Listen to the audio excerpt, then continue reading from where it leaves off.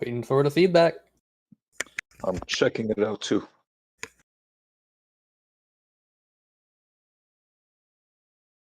Mm-hmm. Is it looking good? Ah, here we go. Okay, there we go. All live. Can the audience hear us? Waiting for the feedback. I'm checking it out too.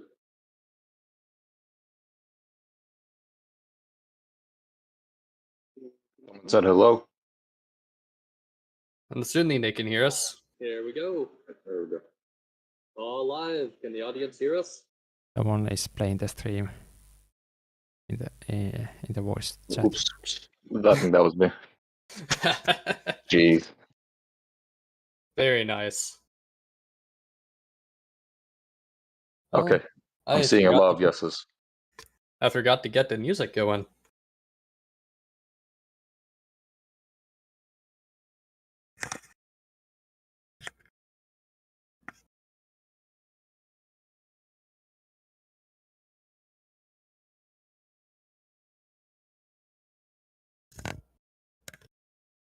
All right. Well, is everyone poised to start? Yes, so let's do it. All right. So to begin with, I suppose we'll have a little overview of all the new features of Continent 0.6.0. First off, it would be probably one of the bigger features, and will be expanded a little on down the road, is going to be the Thriviopedia, Thriviopedia and the associated museum feature and fossilization. If anyone doesn't have any comments on that, I suppose I'll go ahead and explain it. The person who made it themselves is currently not present. That would be Oliver Rither. The Thriviopedia is basically going to be, if anyone's familiar with Spore, the Sporepedia, a center point of all the information you might need to find and play the game, including the species you have recognized and located in the game. You can save them and play as them in the free build editor later on. It's going to be pretty integral later on, especially if you find any sort of resource that you want to know about. Does anyone have any comments? We already have the fossilize. Oh, that's another feature, fossilization. In the Thrivopedia, we have the platograms of the life as we know it already, and we have the patch map listed already in Thrivopedia. So that's a good start for providing Right an on. overview of everything relevant to your world. So in order to fossilize creatures, all you have to do is enter the pause menu, or not the pause menu, you just hit the pause button, and a bunch of icons will end up floating around the creatures around you. All you have to do is click those icons to open the context menu where you can choose to fossilize the creature of your choice. Otherwise, you can just observe their special qualities. And if you're viewing the Thriviopedia from in-game, it'll also show information on your world, including present species, their timelines, and the world map. We're pretty excited to expand this feature later on. Alright, any other comments? I think in the grand scheme of things, we want the Thrivopedia to have a lot of links to the biology and the theory behind everything in the game. That isn't really included right now, but it will probably be iteratively added on as time goes on. The basis is there, so all it takes is a little more expansion. Yep. Well, next up, I suppose, what do we have on our list? Alright, the day-night cycle. Now that one was pretty long coming. For the longest time, we've struggled with balancing photosynthesis. It's always been pretty powerful to be able to obtain energy from an infinite and unyielding source like sunlight. Now, the plants have finally met their match, as night falls on the seas of Thrive.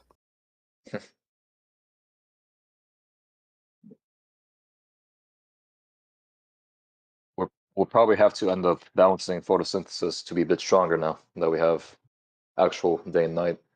Mhm. Because as we've playtested It's pretty hard to be a plant now, which is good news because it's more challenging than it was before. But who knows? We have to give them more slack. I'm looking forward to hearing what players think. Yeah. Heavily anticipated. I know that for sure.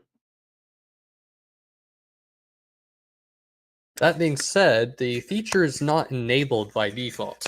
So if you want to play with the day-night cycle, you'll need to go into the settings, the advanced settings, when you create a new world. It should be in the world settings in particular. Yep, as at planet settings, as game dungeon is just linked. It's disabled by default because we weren't sure if many players would be able to handle it since it's such a new feature and the balance is a bit unclear. So make sure to give us plenty of feedback if you do decide to try it out.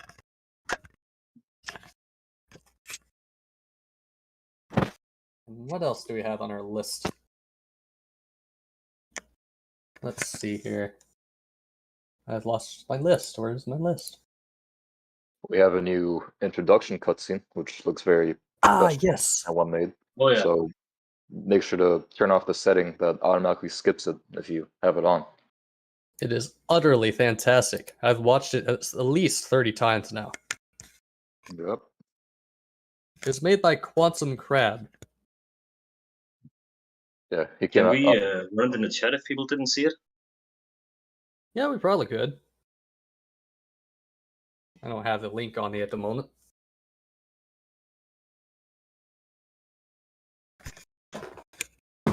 Well, with that said, that was about the big three main features outside of the Launcher 2.0, which is a personal project made by Hero Lanen himself.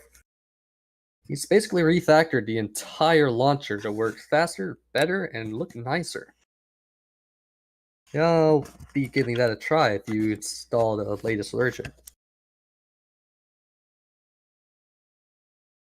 Didn't we have Ugh. a working music bot? Well, not on hand, but I do have a place where we can host our own. Like we had That'll a take some setup. working one last stream, didn't we? Yes, that's the one you just tried to use. Oh, so this one is Yeah. broken as well now. Mm-hmm. Right. Which is why I think we should just go ahead and host our own bot for the future. I suppose. I'll try to remember to kick that bot that doesn't work.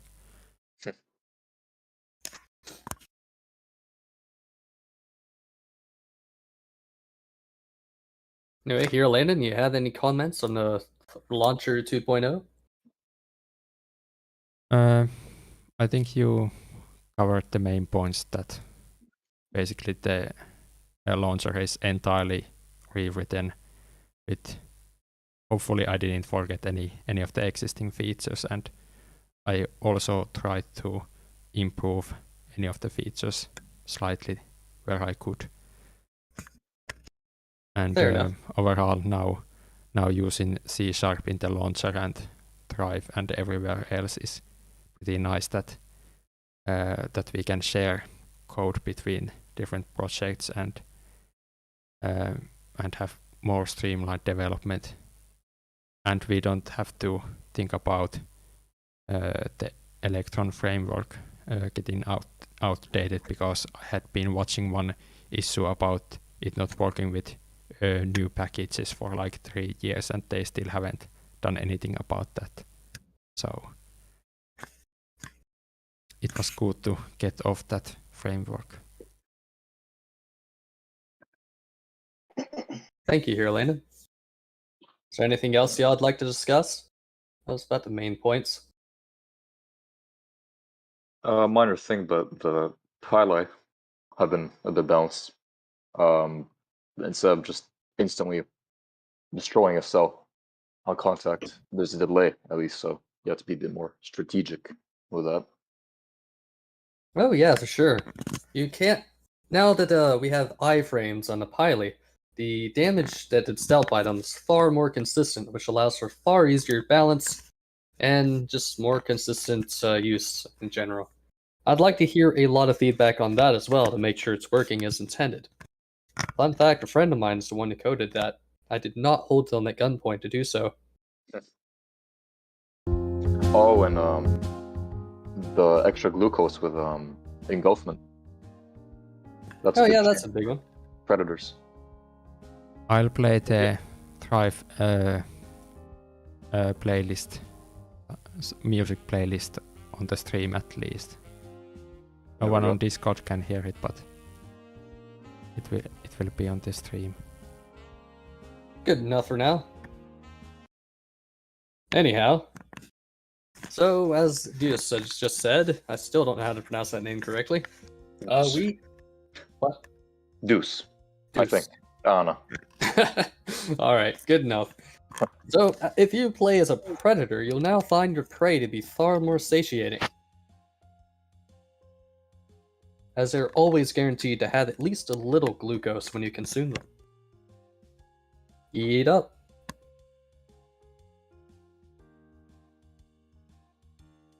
All right. Anything else, or shall we move on? I think that's all the major parts hit on. All right. Think we ought to talk about what we intend to implement next, or shall we move on to questions? I think we can talk a bit about what's next. Yeah, I agree. All right. Well, because someone has definitely asked that question in the pre-stream questions, so we might as well get that out of the way first. Oh yeah, speaking of which, is anybody noting down the chat questions? I forgot to ask someone to do that. Thanks, Game Dungeon. Great. Good to know. Alright, so, anyhow, to discuss the future. So now that we've reached the 0.6 region of our updates, we'll be putting some focus, or at least trying to put some focus, on the features such as upgrades, customization, it's stuck on its in my tongue, and my brain just moved completely off the rails. Which word? One Modification. moment. I'm just going to go ahead and pull up the release map. That's modifications. Yes, modifications, yes. There we go. Oh yeah, and environmental tolerance.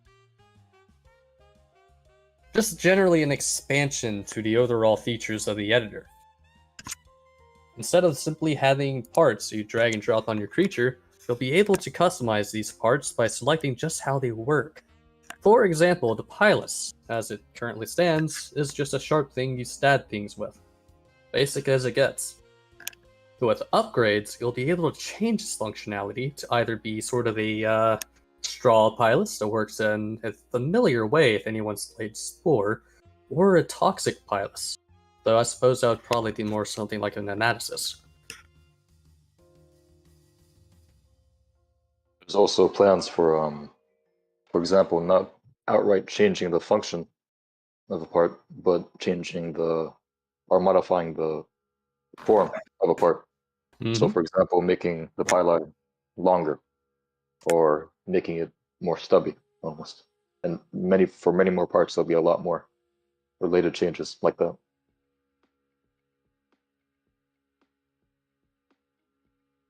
Much appreciated here, Elena. Yeah, I just posted the link to the roadmap, and there's a ton of stuff here listed. That's for what I was forgetting. 0.6. I was forgetting that the unlocking mechanic. I'm sorry, I don't mean to interrupt. I was just going to say that not all of this is going to be in the next update, so probably have quite a few 0.6 point something updates. Yeah. Coming. So we're not gonna put everything in just one release, but for example, 6.0 is the 6.0 is every 6.0 upgrade will be focused, or patch will be focused on combat and upgrades, for example. And then once we go to 7, it'll be all graphs, and iteratively we'll be adding onto the combat, and then eventually graphs, for example, for 7.0. It all comes down to availability of volunteers and how in-depth the mechanic ends up becoming. Yeah. And how much stuff I need to work on before I can get to the roadmap. There you go. Like, it seems like never ending how many small issues or things I would need to fix grows. Next I need to work on getting the development feed into the game proper, and also doing something with the GUI element active states, which look pretty bad now, and maybe do a tiny bit of controller navigation for the menus of the game. Like, those are some immediate stuff I need to work on, and well, I guess I've promised to work on the upgrade system for getting the sucking in type cilia done. So I guess at least if I get that done, then 0.6.1 will have some new unlocks and upgrade stuff in it. Here's open. Oh, and I also need to put out one more launcher update, because I forgot that the launcher is completely broken on Intel-based Macs currently, so that's one more small launcher update I need to do very soon. Good to know.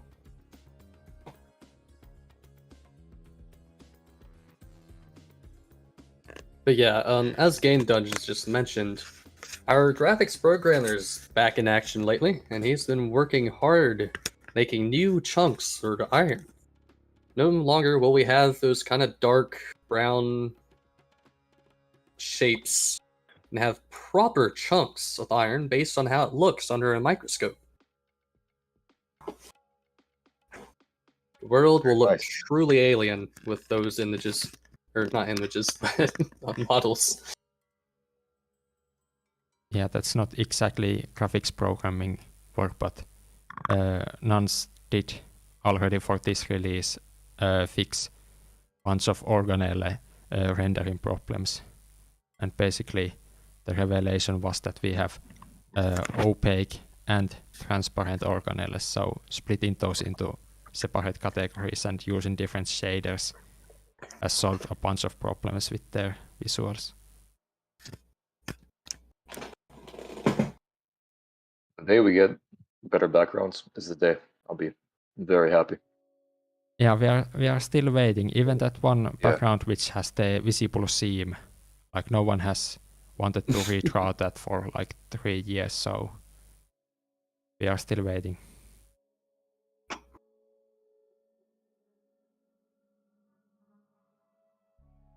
Alrighty. Anything else y'all would like to discuss? What comes to mind?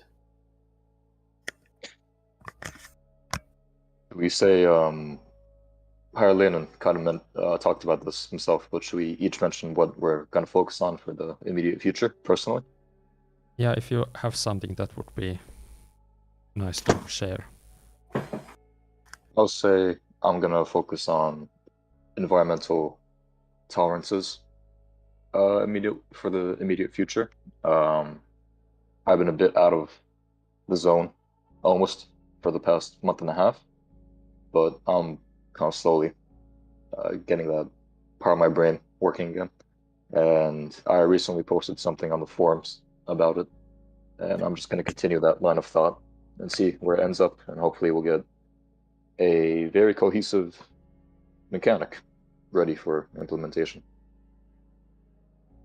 Excellent. Can't wait to discuss it with you. Yeah. Personally, I've just come up with some ideas for our behavior editor and a way to expand it for a better and more cleaner user interface, as well as expanded options on how to customize your species behavior and how it might affect the player themselves. In addition, I've got some ideas for senses and how they could work in gameplay mechanisms. And, additionally, how they could tie into behavior. We had a discussion about membranes. I want to continue. Oh, I nearly forgot about that, actually. I'm glad you reminded me. There are some fascinating ideas we have on how to make each membrane more unique and gimmicky. Yeah, I think that will really help with replayability, uniqueness. Mm-hmm. An interesting challenge being how to translate these effects to the later stages. I do have some ideas on that. I can't wait to get back on you with that. Good. Can't wait either.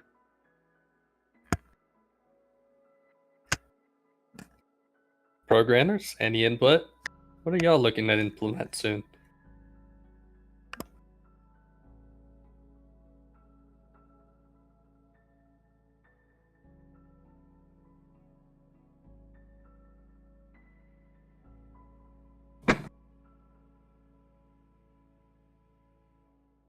The anticipation when you see those typing symbol. Yep, for those who can't see it, Game Dungeon is currently typing. Ah, Game Dungeon said, I don't have anything right now, might find something new to work on soon.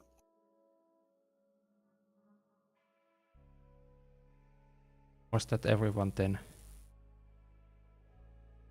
And for what to work on next?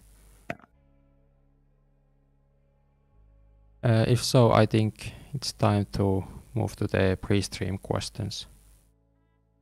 Sounds good to me. I'll put them on stream. So here's the priority questions from Doom Lightning. Waiting for it to show up. There we go. Alright, let's see what we're working with here. So Doom Lightning, I feel like they always are among the first people to ask questions. Yeah. So let's see what questions they have. Number 1. In relation to last year, how do you feel about the progress and satisfaction of the game? I think it's going excellently. Especially compared to last year, we've changed so much. Yeah, Higher Linen would probably be a better kind of at measuring exactly how progress is going, but I have a lot of confidence in everything. Everything seems a lot Actually, more cohesive. did Game Dungeon not actually make some charts and graphs on our rate of development? I feel like someone did. Yeah, I remember that. And how active our player base has been. It was pretty impressive. There we go. Thank you, Game Dungeon. You're really carrying this stream right now.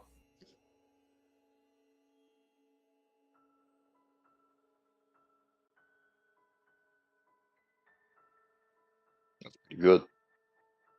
So, Can't as turn y'all that can down. see, the development progress has been on an upward trend in rate and amount. Though it has slowed down a bit now that we've gotten into the later seasons of the holidays and college and the likes.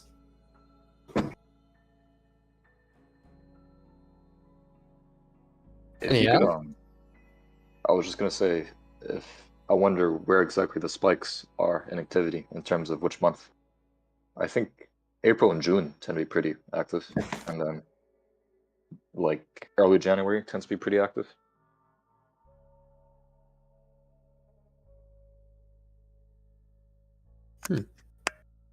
Well, Actu- moving on. Actually, sorry, Dylan? next year should be even better because I don't think we remember to announce it in the dev blog, but starting in January, I'll be working full time on Thrive. So that's even more stuff happening than this year. So next year should be hopefully super good. Massive respect has been carrying us through the past 4 years, at least. The changes he makes may not always be visible, but he's one of the very few developers who work on a lot of our back-end features. So he is a huge help. I cannot state that enough.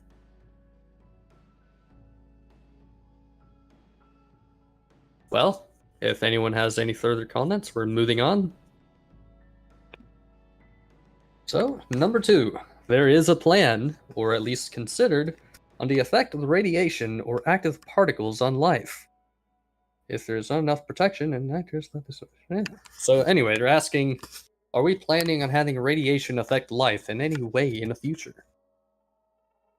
Seeing as how I'll go ahead. Okay.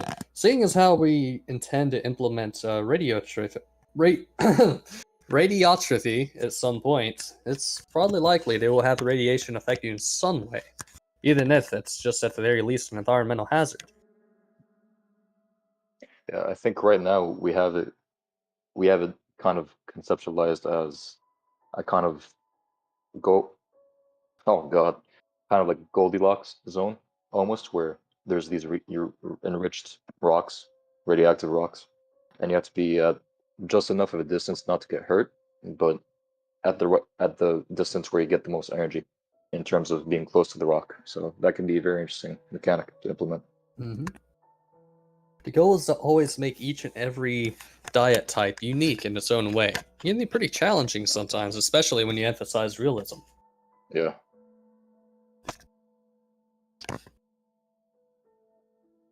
I wonder how transferable that would be to the next stages, though. Things like radiotrophy, probably not too bad, though radiation sources may dwindle quite a bit, especially if for a larger organism. Yeah. Well, next up, number 3. Is there a plan to expand the gameplay of scavengers and rot eaters as part of the ways to obtain food? Great question.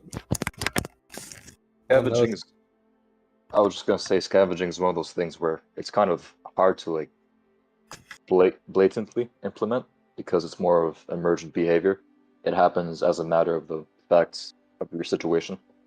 But I think we already see a pretty good display of that behavior. So hopefully with smarter AI, that'll be emphasized a bit more. Excellent response, Deuce. Thank you very Couldn't much. say it any better. All right. Next up is number 4. What is the biggest obstacle you have encountered so far around a building during its existence? What? I assume what's been the hardest obstacle to deal with as we go about developing things. In my personal opinion, Auto Evo. Yeah. That's a good answer, but I'll add that few of the most complex programming systems have been pretty difficult, mainly because we just can't seem to find the right person to do a massive overhaul of them and see them to the end so that the game is actually better with the new system in the end. For example, the compound cloud code and the spawn system, like those are pretty cursed and almost no one wants to touch those. Indeed so. And well, actually, because I wrote the roadmap, I intentionally threw out a few things that I can't actually like really fathom how you would actually program those. So that's maybe a bit cheating, but there's some issues that be like really difficult to even think about how you would make those. So I didn't put those in the roadmap because I knew that I would have to eventually try to fix them. What are some examples, if you don't mind sharing? Well, I think the most immediate is the replacing all organelles with dynamically created ones from bacteria. Yeah, That's no longer planned anyhow, so... That's too much. Yeah, that would be a nightmare, and also, well, I guess it never really got on the roadmap, but like removing the compound clouds entirely or remaking the states in 3D. Like those are as crazy ideas as suggesting that we switch engines again. Yeah. That just means it's possible. Well, it's possible, but we'd have to like do like say that no new features for like 3 months, and everyone or like multiple people needs to be hands-on programming the game again, and a bunch of testing is needed, and even still we'll probably end up with a bunch of new bugs. For example, this is the I'll go ahead. release when we finally fixed the membrane transparency, which was broken in 0.5.0, I think, with the engine change. How about space whales? I'm sorry? Never mind. Good. No one heard anything. Yeah. Anyhow, where were we? Alright. Number 5. Is there a plan to start movement with continent patches in the microbial phase? They're talking about plate tectonics, I do believe. And This has been talked about in the past, and well, I think if someone wants to add that as part of like planet simulation system, then we can have it, but it's not on the roadmap, so it's not like mandatory for us to get it done. But if someone really likes the feature, they can come in and do it. I think with that, the most important parts are acknowledging the fact that more northern or southern areas are colder typically, and just making it so that, for example, a snowball Earth event can happen, or travel paths between patches might come and go at certain times. But beyond that, because of how abstract the idea of location is in the microbe stage, I don't think we need a very detailed sort of tectonic system almost. Yeah, it's not really mandatory, but if we get a really good planet generator that would include some plate tectonic simulation, I think, then using that stuff in the microbe stage would be quite natural, I think. Yeah. I think it would be pretty fun to mix up continents every stage progression. At the very least. Yeah. Might preserve some unique features. Other than that, things are just kind of mixed around to keep the player guessing where they might be. I think something like, I don't know, every 10 or 15 turns in the macroscopic stages, for example, that'd be a cool thing to add a scrambling of environments. And I think it's almost important that we put that just because of, its effects on biodiversity and stuff. But yeah, ultimately we'll see when the planet generator gets implemented. It's a matter we'll have to discuss eventually, but now's not the... We've got other things to work on too. Yeah. Well, moving on. Number 6. What is your expectation for next year? I suppose in a way we've already answered that. Yeah, at least partially. I guess I could add that I hope I get these things like the GUI states and other kind of these smaller issues that impact the game quite a lot done, and also can get through most of the prototypes so that I can maybe next year start really blasting through the roadmap, or at least get it so that in 2024 I can just work on the roadmap. Once you shift focus to the roadmap, Lee, how long do you think it would take you to go through, for example, 6.0 or 7.0? If you know. I'm not really sure. I'd say something like if I work full time, then maybe each of the stages, or like the 0.6, 0.7, they would amount to like maybe 3 or 4 months of work So theoretically, if there's no blockers or anything, I could maybe finish all of the stuff in one release cycle. So That would be very impressive. With that's no pressure, of course. just an estimate, and usually you need to double or triple programming estimates. So Yeah, so don't spam Harlenen in Discord or the community forums. You already get enough of that. yeah, the more you spam me or send me random suggestions, the less development time I have to actually do stuff. It's in his contract. It's official.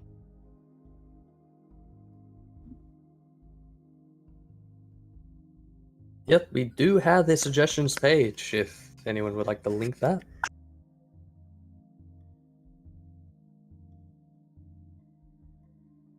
Well, that was all the priority questions, was it not? Yeah, just one this time. Then we have the non-priority questions, and I think we could like interleave these with the chat questions.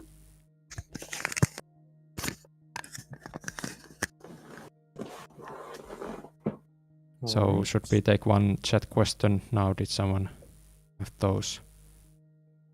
Yeah, there's plenty. Alrighty. Let me just post a link over here. Boop. Alright. I can't read that script. When are you guys actually going to work on the macroscopic stage? I think the name is Almoaz, something like that. Well, the answer to that question is when we're done with the microbe stage, or at least almost done. Yeah, that's the official answer, and from me the prototype answer is that I just need to add a few small bits to the macroscopy thing to be able to kind of jump from that prototype to the next one. And I'll consider that good enough for until we officially start working on the macroscopic stage.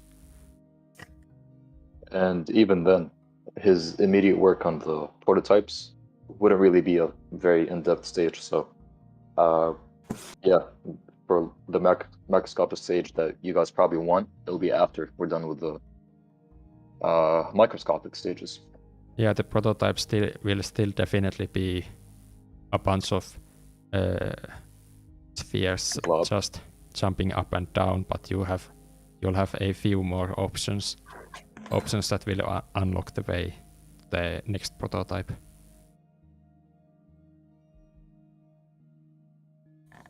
Yep. That being said, we might still add one or two things just as a prototype if someone other wants to do that. It's volunteer work after all. Yeah. I've never said that no one else is allowed to improve on the prototypes at all, so people are free to work on them if they want, even if I'm not working on something. But so far no one has really joined me in doing the prototypes. Alright, well, moving on. When do you guys hope to finish the microbe stage? The bootleg estimate was what, 2.5 years? 2 years? Maybe sometime in 2024 it would be complete. I'm gonna say that's not a bad estimate, actually. Yeah.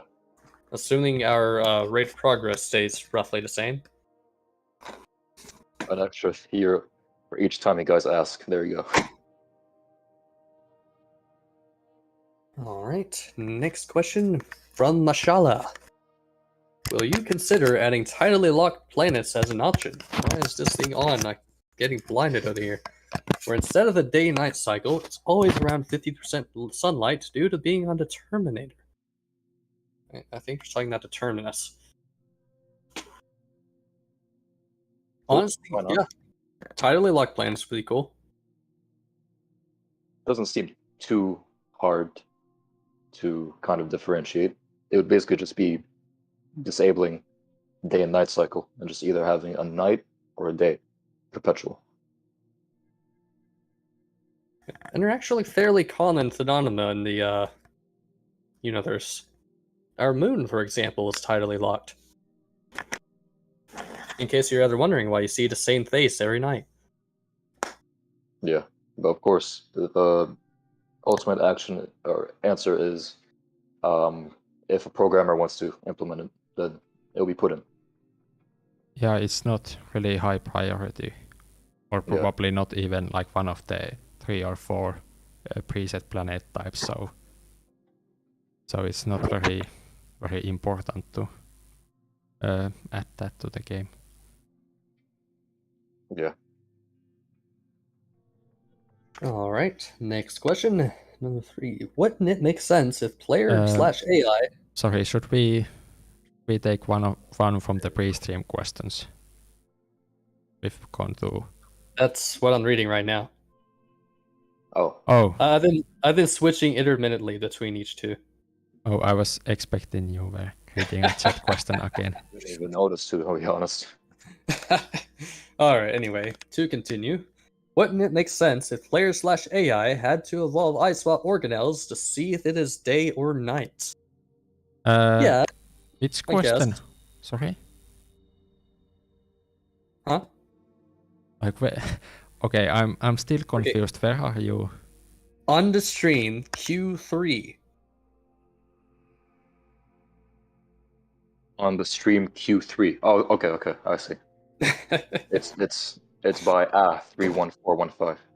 Okay, so okay, it's the third question. Yeah, okay, I didn't even look at that yet. So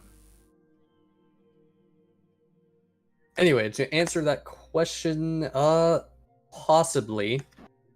well, luckily for this questionnaire, the AI currently does not know if it is day or night, so this is already done. Oh, fair enough. But the plan of course is that the AI would act more intelligently at night, but like I don't necessarily see it needing an eye spot for that, because it could detect that it is no longer generating glucose or something. Like that could be the scientific explanation why AI knows it is night.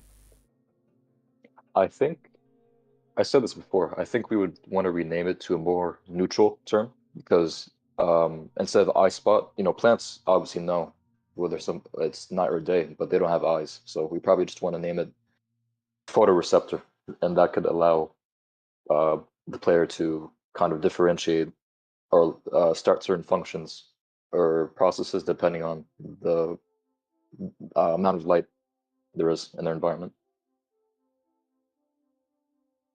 Well, whatever the case, I do plan on addressing some part of that in my senses concept later on. Oh yeah, I remember you talking about that. Oh, next question. Oh, by Key Rules 444. What purpose does the fossilization mechanic serve? I suppose if I can answer that. The fossilization mechanic basically acts as a Sporepedia from Spore. It allows you to select species you've encountered and save them. This is outside of your save file, so anytime you create a new free build editor, save, or etc., you'll be able to load in as a species that is saved as a fossil. Otherwise, you can view each fossilized species in the Thriviopedia and just enjoy what they are. View all their stats. Appreciate them. Collect them.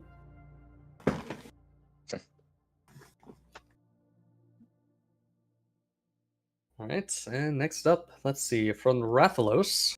I hate that monster. I always always struggle against it. Yeah, me too.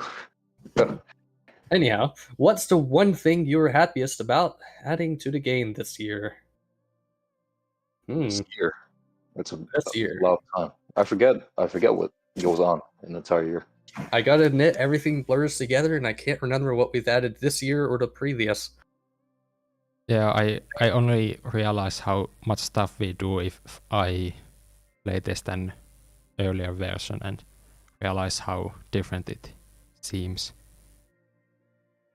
We should have a Thrive Wrapped, kind of like how this is Spotify Wrapped. Yeah, Presents everything. someone really should do a Thrive gameplay from like 0.4 to 0.6 at some point, but everyone always talks about having that video done, but no one wants to actually record the footage or edit it.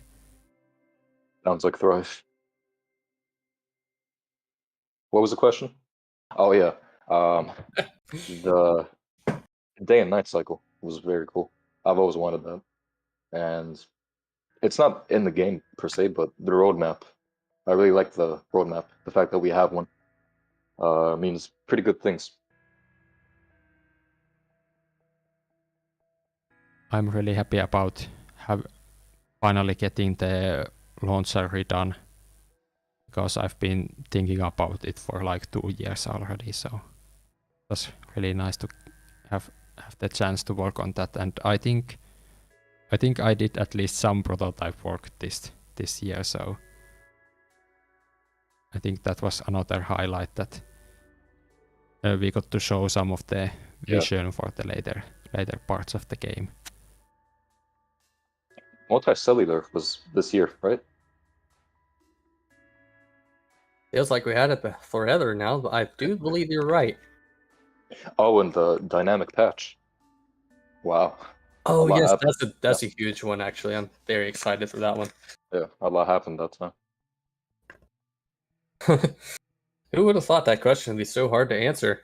Yeah, I know. It's good news, ultimately. Well, let's see. What do we have next? Bread. Possibility to choose the new or old intro, presumably as a setting. Probably not, that you can always mod it in. Yeah. All right, from Dan54, their first question. Is there any feature / part / mechanic planned that you are most looking forward to adding to the game? What part of it do you think would be the most fun to work on, and why? Well, personally, I'm very, very excited for the customization system, and later on the microscopic editor. Oh yes. I like the environmental tolerances, and then backgrounds, as I said before, and yeah, microscopic. Game Dungeon and Hero Landon, what are your thoughts?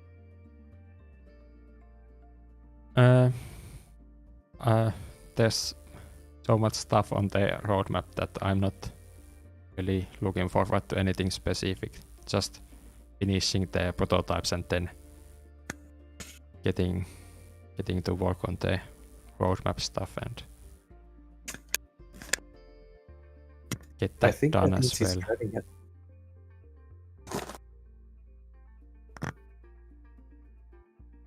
Oh no, Alright. planet generation. Okay, Game Dungeon is going to disappear next, so Yeah. I'm gonna say goodbye, everyone. It was nice knowing you. Thanks for coming, Game Dungeon. We enjoyed your contributions. Oh no, they took it away. Well, it would be good if someone actually worked on the planet generation, because the preview image has the text coming soon, so maybe we should wait at most a year or so before it is done. You know, I just remembered Nagarath is here. Dude, Nagarath? Yeah. What are you excited for? Well, what do you want? Well, I think probably the upgrades and specialization as well, as it's gonna give way for more diversity amongst the different AI cells and how they interact. I think that's could become pretty cool. Thank you for your input. Sorry I forgot you were there. That's fine. Oh, the World Cup is. Oh man, I forgot. Okay, never mind. Alright, next up, Just a Floating Eye asked, how will you know how long the day-night cycle is? It would be useful so that you don't miscalculate and die. Well, it's in the new game settings. And also, actually one of the polished things for the day-night cycle is that the editor would automatically calculate if you can survive the night or not. That's one of the reasons it isn't enabled by default, because new players would potentially get into a cycle of just dying every night. So it wouldn't be very good. And also the bar for light in the patch changes as the light level changes. So you'll have that to let you know how close the night is.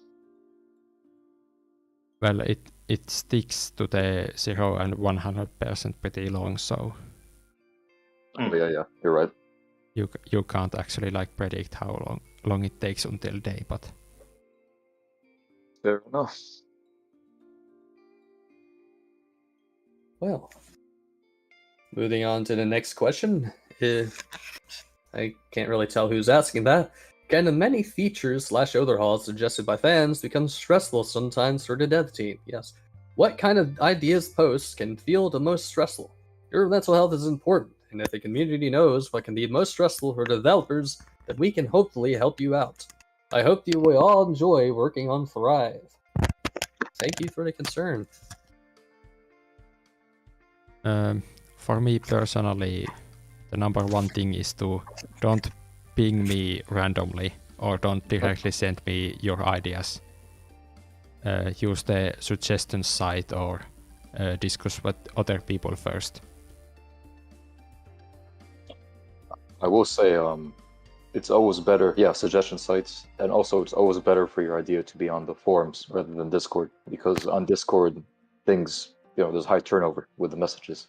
Yeah. But on the forums there's a record of everything. The ideas just disappear, and then someone will come up with the same suggestion again. Yeah. And in fact, I think since the underwater thread has been logged, there's been like maybe 3 or 4 people on the community Discord who have just come in and been like, what about underwater civilizations, without knowing that it's a complete meme. Yep. Just what makes it funny. No, it's not funny. Not for me, because it saps my sanity each time it happens. It was funny 5 years ago. Well, it's good, because that means you still have it. I seem to have lost it. Yeah, Buckley is no longer affected by your feedback. He just doesn't care anymore. Hey, I do care. Feedback's very important. Specific feedback, though. True. Anyhow, moving on. Let's see, what's the next question? From Ethan Blue. Will you add silicon-based life, and if so, will it be as a DLC or free to use instantly? We probably won't, and it most likely won't be a DLC. I mean, it's one of those things that, I mean, it could be added to the game, but I don't think well, anyone on the team really is that excited about the idea, so there's not really push behind it. Also, we know so little about it. I think we know so little about it that it would just be. Yeah, if we add it, it would be like the sales stage would be slightly different. Like it wouldn't add that much to the game right now, but yeah, and also like same thing with viruses. There were questions about if we're gonna put viruses as gameplay almost. If we implement silicon-based life, then we probably won't have much progression throughout the rest of the stages, just because we don't know anything about it. Well, So- I mean, I think that it would slightly impact like the early microbe stage and maybe like the compounds that are used later in the game, but otherwise it would be pretty bland. Like it would be just the same Thrive as before. Oh, okay. With a new coat of paint. Yeah. Like that's also why it isn't very important in my mind to add that idea. But I mean, if someone is very enthusiastic about it, we might get it at some point. Alrighty. Next question How soon do you think there will be gameplay prototype for multicellular? Multicellular. We have it. Yep, it is the best gameplay. Yep. More detailed gameplay coming soon, but Oh, I was thinking of the macroscopic editor and gameplay. macroscopic. Sorry. Okay. Well, we have two prototypes for multicellular, so another is just cell stage plus, and the other is floating in the ocean simulator with some metaballs tagged on. Circles. I've been meaning to revisit the design of the multicellular stage prototype now that we've gotten a little more feedback on it. Nothing major, of course, since it's just a transitory stage, and I don't want to change a lot about it. It works just fine as it is, just...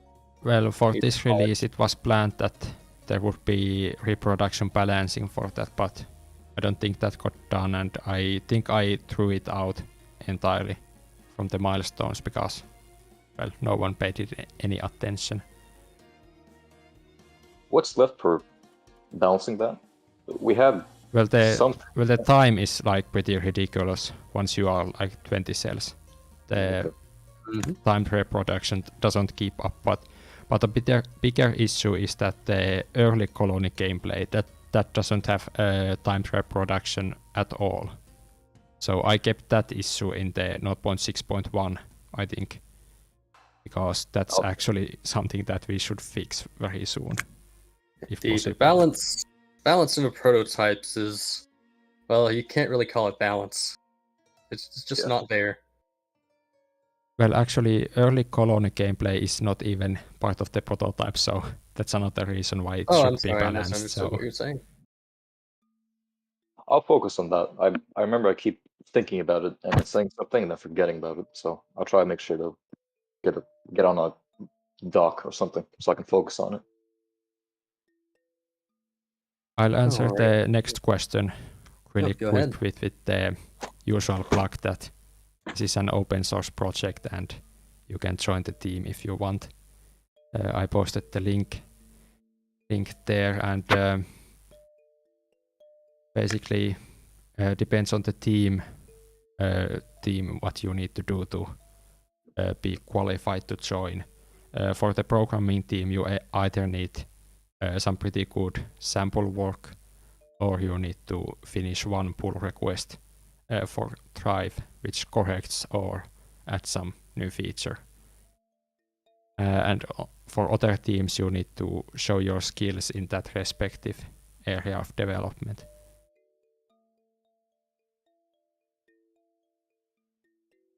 That's All right, thank you. That's the join the team part of the stream done. There we go. We need the Patreon part of this team or stream. Later on. All right. Kitty Rules 444 has asked, what are the current limitations on how big you can make a clump of cells before the game starts to bug? I think that's entirely dependent on your hardware. Yeah, I've seen some people who said that like some cell crashed their game or something, and then when I loaded it up, I got 5 whole frames per second. So depends on your computer how big you can make it. But I think for most people, like the size 20 with the current performance is starts to be about the limit you can do. But and also one tip is that you can switch patches to despawn all of your reproduced copies, because the multicellular colonies, they have a lot of cells, so they cause a lot of lag. How do you think we could fix that, by the way? I put an issue about that for the next release, and I think what I'm going to like add in as a temporary solution is that there can be only one reproduced copy of the player at once, and if there's 2, then Thanos will snap the other out of existence. Yes. Is that canon? Yeah, that's Thrive lore for you. People Very were fun. recently talking about the forums, the community forums, that they want to write some Ascension gate lore or something like that. I'm There's not that a lore for you. big fan of adding any kind of lore, so that's a joke if someone didn't realize. Yeah, we're not adding Thanos. The lore is written by the player as they play. All right. Well, next question from Uther. Oh, you scrolled up. Okay, never mind. NNAC. With the move to multicellular getting ever closer, how excited or nervous are you about the change? Do you expect any changes to the Thrive community, such as it growing larger at an extreme rate? I don't know about it being an extreme rate, but I do expect it to get a little more attention once we're done with the micro stage. Yeah. That being said, I'm personally pretty excited for it. Yeah, I'm as well, and I think because we release every 3 months, like how big the changes are is pretty constant. So I don't think we will ever hit that, like one release is not very good and the next is like Reddit front page material screenshots. Yeah. Like I guess that might happen at some point, but I don't think it's going to be like a sudden jump. Probably more like just luck based when the game is good enough that it gains a lot of traction. So I don't think that fully correlates with the development progress, or at least when we release the updates.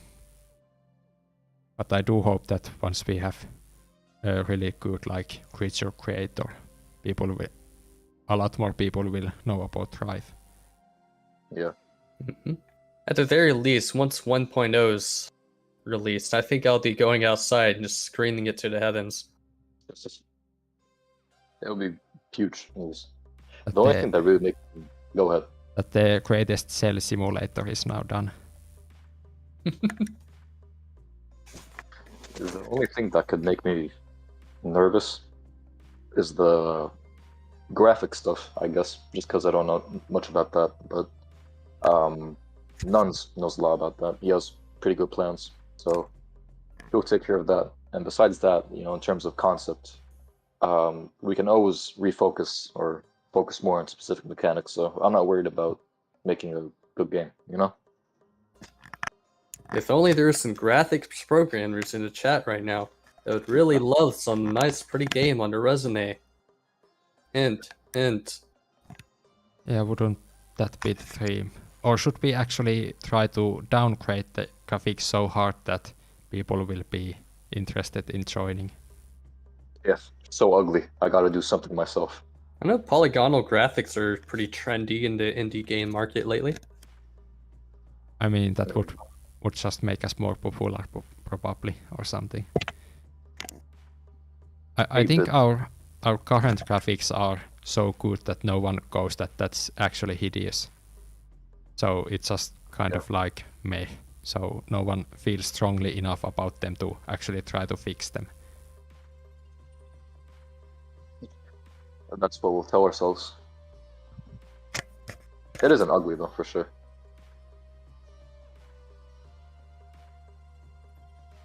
Right, moving on then. Daniel Martinek has asked, what is planned for bioluminescent vacuole? It's still on my to-do list and has been for, I think, 2 years now. It's in this weird place where there's a cool abstract mechanic we can attach to it, but the big thing is that cells don't have, most of them don't have eyes, so it'd be kind of weird to implement that. As far as I'm aware, they use it for communication mostly, not for any sort of visual cues. If there was a really enthusiastic programmer, they could like do a back and forth with Buckley to implement the feature. So I mean, it does require some design, but if there was an interested developer, then I think the feature could be done like for the next release. As long as they don't mind doing a lot of iterations to get it right. a large issue. It's just such a. It relies a lot on emergent behavior and just interactions between separate species. So it's a very complex feature to really design right and get right.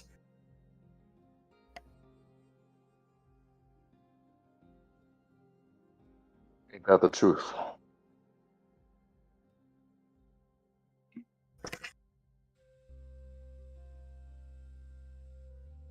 All right. Well, next question. Let's see. All right. What new feature are you least satisfied about and plan to change the most in the future? By Uther Duther.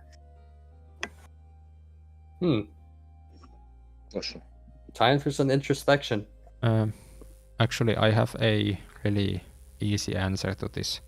For Go this release, we made a last-minute change to make sure that cells don't take negative amounts of compounds from the clouds, and that's a nasty hack. So that's one of the first things I'm going to fix next week when I next work on Thrive.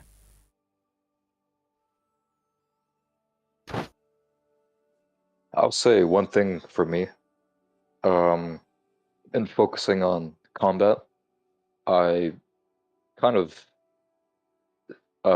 one of something I've noticed is that I think it'd be better if we had more unique abilities in Thrive. Mhm.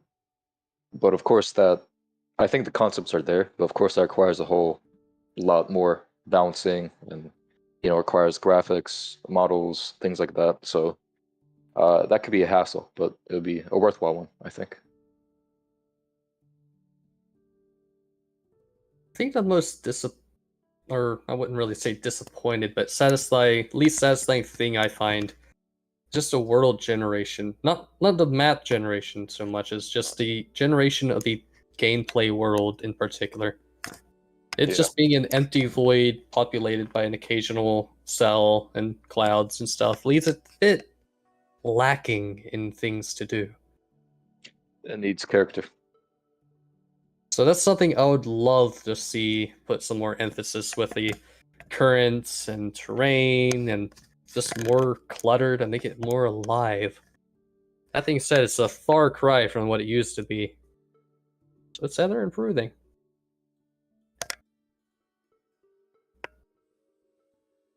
Anyone else? Yeah, I'm Agree? just thinking it's a pretty tough one. I think possibly the toxin system, maybe, but that's probably because we haven't touched it for such a long time. It's That's a good probably one. one of the things that has been the same way for the longest at this point. I would think. Which I'm glad you brought that up. I ended up coming up with some designs, and I think Deuce has kind of broached upon it in the combat overhaul. That'll be a large part. Just different ways to deliver and utilize toxins is a big change we can make in the future. Yeah. That was a whole elaborate thought train almost where, we had a huge concept for, lock and key immune system battle between toxins and, immunology. But for the purpose of the stage, I think it isn't really important to have too much depth. It's just a unique avenue for combat. Mm-hmm. Well, next question from Leonova. Do you have space for 2D concept artists on the team? Yes. They're not the most urgent, but we will accept someone who makes great concept art. In fact, our most recent applicant and developer is a 2D concept artist.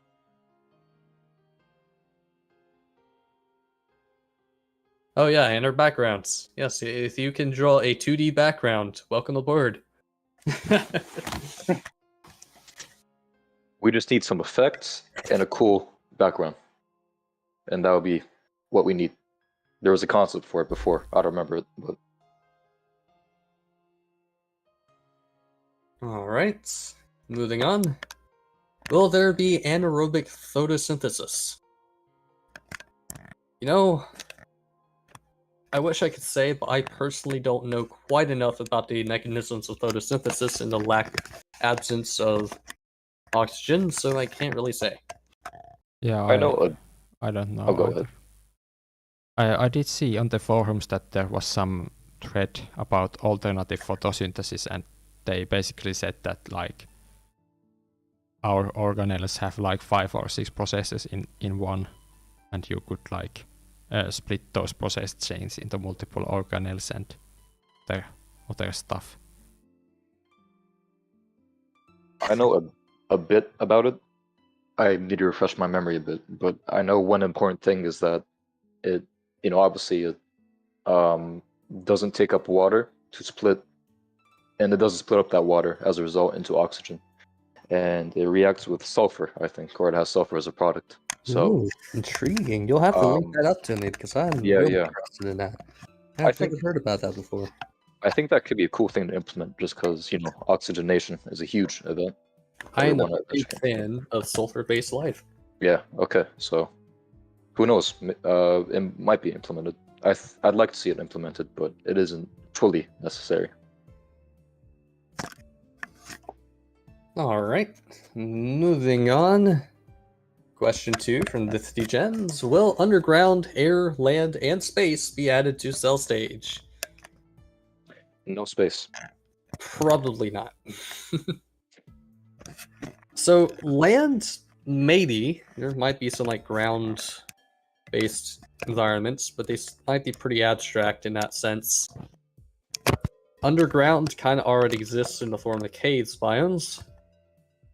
Air. And that kind of... You're actually wanting me to elaborate on what I said about water crystallization promoting protein structures, so I'll explain that. So, rain on Earth is actually precipitated by many means, one of which is actually by microbiota. There are many species of ciliate and etc. that gets around the planet through the air. When the water they inhabit condensates, it collects in the clouds in the sky, and this is where they take on a most peculiar ability. They can actually form exterior protein structures that helps formulate ice crystals on their membrane. This gets them heavier and heavier and forms eventually a raindrop, allowing them to come back down to the ground.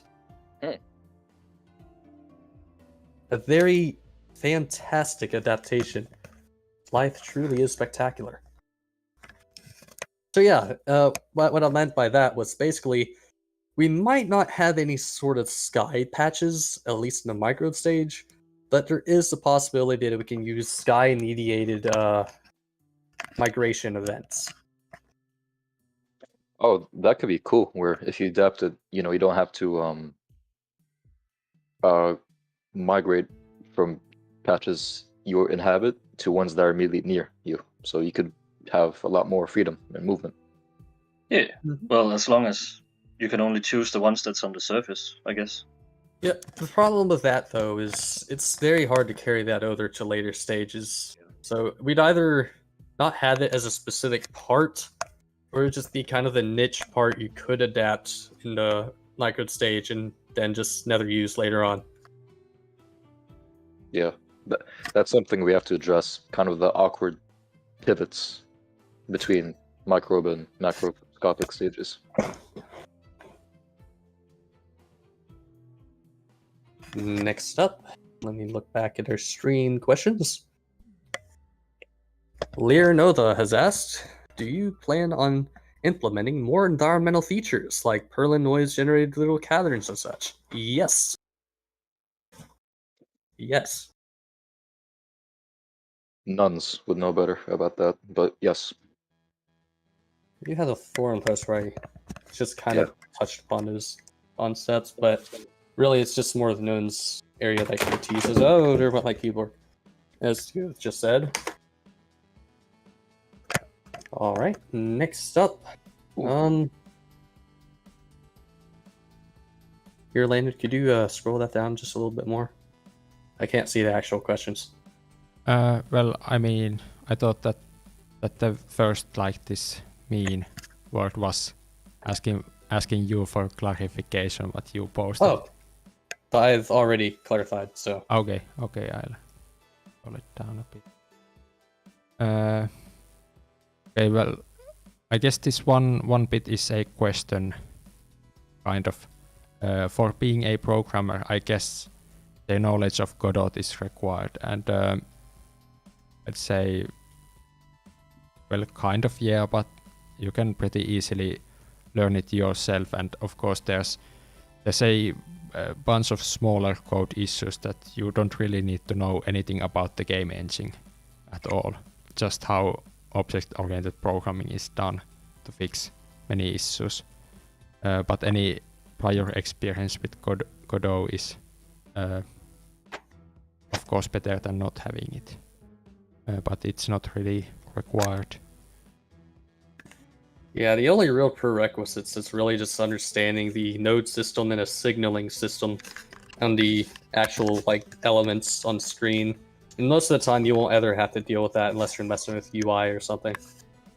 Yeah, for example, the PyLI damage threshold, that was just basically realizing where the microbe class is, adding a new variable to track that, and then finding where the damage is applied, and then basically using the new variable to make sure that damage can't happen too fast.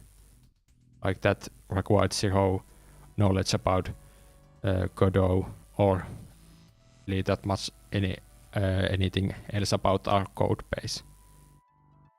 But of course, getting familiar with those and also like how the Thrive code base works is going to be beneficial for making bigger changes or just making changes faster in the future. Well, thank you for the excellent answer here, Landon. Moving on, a question from Bread. Will Thrive multiplayer be a thing? It all depends on if someone actually makes it a thing. We did actually have a developer working on a sort of... Yeah, Castorisk has an ongoing multiplayer prototype branch, and well, I don't think it's playable yet, but I think it might get there someday. Though if that gets done, I'm not really looking forward to having to re-implement our game logic outside Godot in order to fix the performance problems. I was personally pretty excited to actually design something that wasn't realistic for once and just standard game design. That was nice. Oh, any other comments? I want to ask about the... Was someone else speaking? No. I want to ask about the compound cloud code. Was it just like badly implemented, or is it just a horrible system to mess with in general, even if it was well implemented? Well, I mean, it's really just like math. There are a bunch of single letter variables and stuff. I think it's basically a pretty bog standard fluid simulation. You basically have a grid and you run multiple operations on that grid of numbers, and that simulates how fluid moves. And yeah, as Game Dungeon just posted, there's a lot of like repetitive code, like how do you make it go do like three things at once to speed it up. Like there's some speed hacks in the code which makes it quite a bit more complicated, but the core algorithm is pretty delicate, so if you like mess with one part, you might like break it entirely, because the fluid simulation math requires all of the parts to actually make sense. Makes sense, I guess. Alright, moving on. Donkla has asked, are you planning on giving each stage its own unique vibe, with unique music, visuals, atmospherics, etc.? Or do you plan to have one consistent playing experience where the edges between stages are somewhat blurred? Definitely the blurred edges thing, but each stage is going to have its own unique music, and of course the UI and the gameplay style is going to change. A great example of this is the multicellular prototype, where it's much the same as the micro stage, but it's also quite different. Yeah, and it actually starts to put in some of the multicellular music tracks, so you get a mix of microbe and multicellular music, and then in the later multicellular part you get only the multicellular music. So now that I actually did the prototype, we realized that there aren't actually more than like 4 or 5 tracks done for that, so actually only the microbe stage soundtrack is complete. All the other stages are still missing music to fill them out. Alright. Next question from Elon Blue. How detailed will you think the Awakening, Industrial, and Society stage will be? Is it mostly just a simple version of the Civ games, or will it get to the point where you can make everyday objects? Probably not that in-depth. No. I had a bit of a thought in relation to that. You know, the simple Civ option, for example, that's a very easy thing to do. But I think for our purposes, we want to focus on how your civilization would change depending on the traits your organism has. Where, for example, you know, predatory animals would need a lot more space to sustain their food, for example, because they need a lot more resources for sustaining animals rather than just plain old crops. So dynamics like that, you know, maybe certain traits will make you more of an aggressive society. Certain traits will make you more peaceful, more religious, more prejudiced, things like that. Those are the mechanics we want to focus on to have a unique place in the market. It's also worth mentioning that I would really, really love to see the evolution of culture within societies. Evolution won't stop as a concept in later stages, it'll just change. Yeah. But ultimately, this is way far off in the distance. So we first want to figure out the biology part of the game. Until then, it's all speculation. Yep. Alright. Next question from Thunder. Are there any plans for continuing of the multicellular stage prototype? Or was it just an off-the-wall type of thing? Well, in terms of like the official team stuff, it was just a prototype that one person made, that person being me. But I think I already said earlier in this stream that I plan to resume the development of the prototypes next year. But the multicellular prototype is actually quite close to being complete. I just need some brain parts and a few other things that would pave the way towards the aware stage, so that I can jump to the later prototypes. I was just gonna say, they're also not meant to be very in-depth, keep in mind, until we actually get to those stages. So there won't be a huge revamp coming anytime soon until we're done with the microbe stage to the multicellular stage. Yeah, bare minimum is the keyword for the prototypes. Yep. Final question for the streamed questions on our forums. How much moddable is Fryth at the current state, and how much moddable could it become? What do you imagine Fryth could create via mods? Well, I think I need to probably pretty much answer this.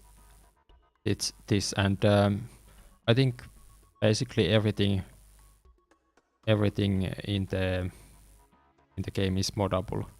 There's a few Godot bugs with trying to load C# scene code from a mod, but that's, you can work around that by using GD script or just using C# that doesn't create scene files or need them.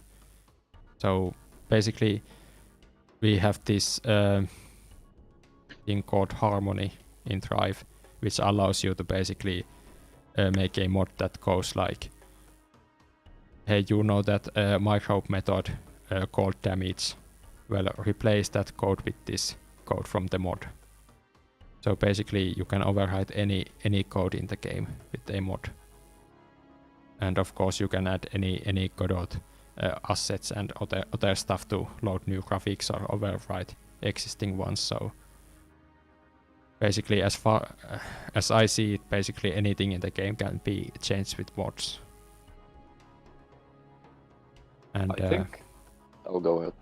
And well, as long as we keep the game logic in C# and don't go with the alternative plan of fixing the performance by converting to C++, the game will stay extremely moddable in the future as well. I think we're in a point in our development where most people who have the capacity to mod extensively would just want to join development, because we still have a lot of things planned on our plate right now. Yeah. But as the cell stage fills out, if people want a different vision, almost, there'll probably be more mods popping up. Yeah, I think mods will be probably like stuff that isn't going to be added to the main game. Like that's probably like the area where mods will be made, because as an open source project, if someone like wants to tweak some part of the game, that's like fine with other developers, and the fans will accept that work into the main game. So that kind of, I think reduces the chance that people want to make mods, because well I think when most people talk about mods, they are made for closed source games, where the random people who might want to tweak something, they just cannot. They have to make a mod. But with Thrive, people can see something that needs changing, then actually send those changes to us to put in the main version of the game. Yeah.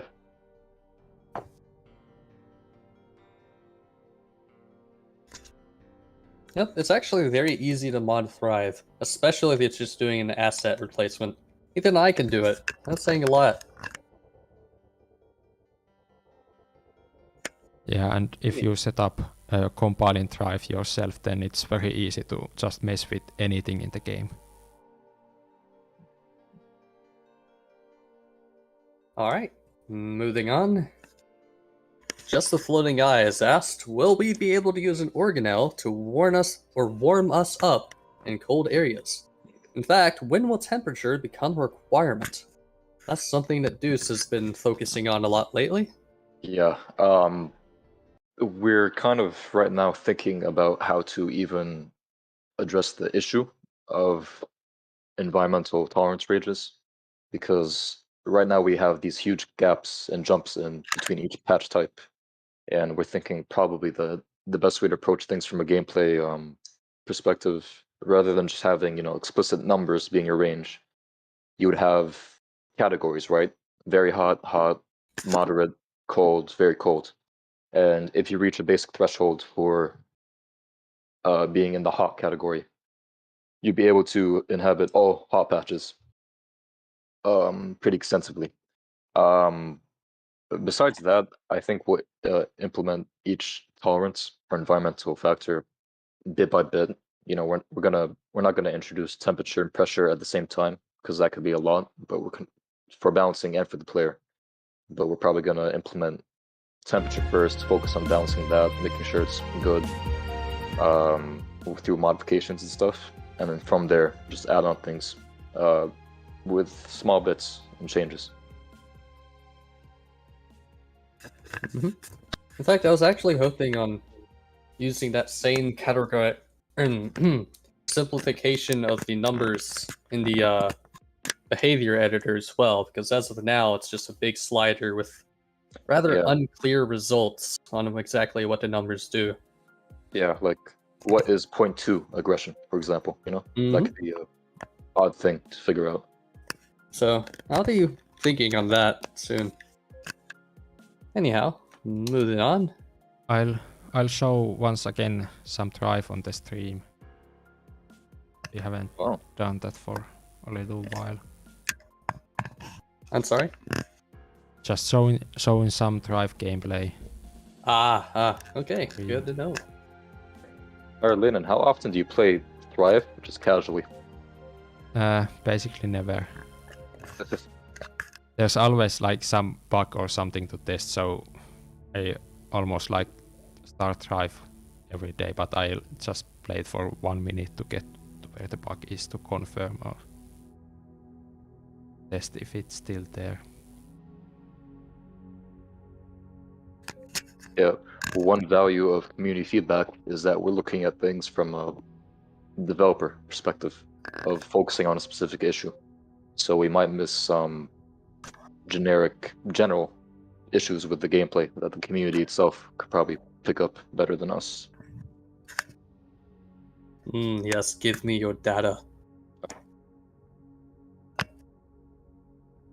One thing to note about the community stuff is that I just recently saw someone saying that the chloroplasts and the chlorophyll was the other one. Like they different in that one of them broke the process panel. This thing that I just opened, and the other one didn't. But I think it's actually a bug where if the player is ready to reproduce or was it dying or something, which stopped it updating correctly.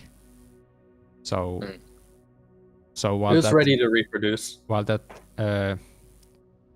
that report is useful, we already knew about the issue, and actually the report wasn't like as thorough as we'd want if we test things ourselves, because well, before you can fix something you actually need to understand what's wrong, so you need to probably try a few different variants and a few times to make sure that the issue happens each time you are actually certain how the issue works.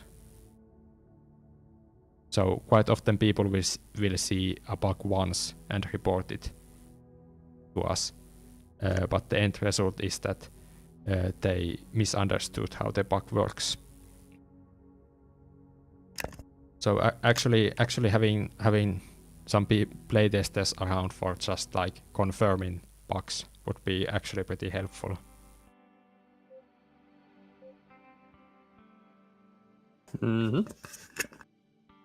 Alrighty, moving on to Mashallah. Just to keep the player base on their toes, you should make it a tradition to switch engine at least once a year. God. Well, we are actually behind schedule then. That means we just have to do it twice in 1 year. I mean, if you go by the data, that would mean that we would double the amount of player retention by doing it twice in 1 year. I'm sold. Let's do it. Amazing. So Unity or Unreal? Yeah, not on Unity at least. Yeah. Yeah, but We have standards. I'm too burnt out on the engine changes, so I'm not going to actually work on an engine change at all. Oh, don't worry. I'll do it for you. Don't worry. Yeah, that's perfectly fine. I'll just review 100,000 change lines of code. There is that one time I made a Thrive in RPG Maker for fun. How'd that go? It was an RPG game, alright.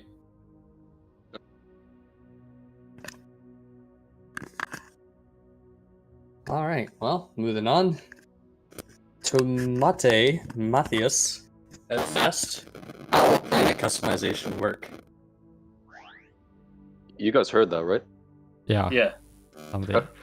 You're very robotic and staticky. Me? Yeah.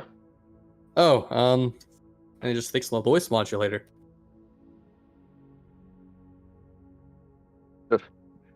Testing. 1, 2, 3. You hear me now? Yep. You're good. Okay. Weird. Anyhow, what? Y'all hear what I asked?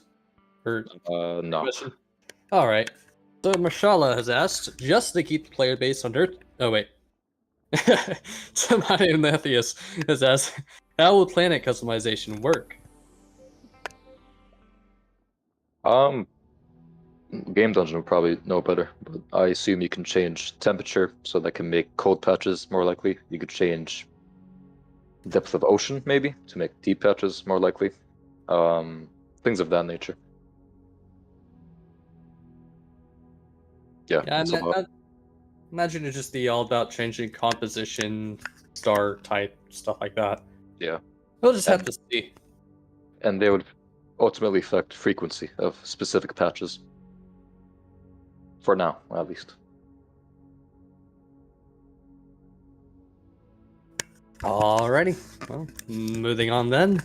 Septagram has asked, is the number of developers increasing?